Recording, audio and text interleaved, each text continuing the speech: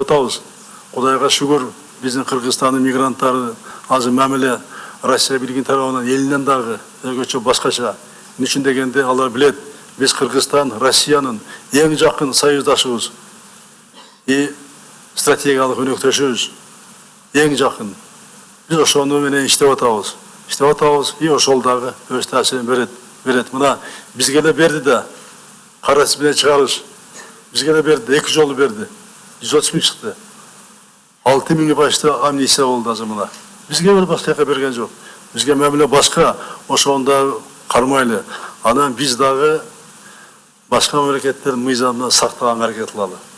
Өзүбүздү, мекенибизди кандай сүйүп, үйүбүздү кандай жакшы көрсөк, аларга да ошондой мамиле кылсак, ошондо жакшы мамиле болот. Мындай талаштарыбыз болбойт да, болбойт.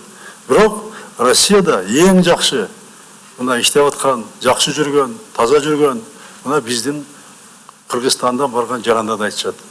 Бул жакшы мындай айырдан бизге баа берилет, ар дайым айтышат.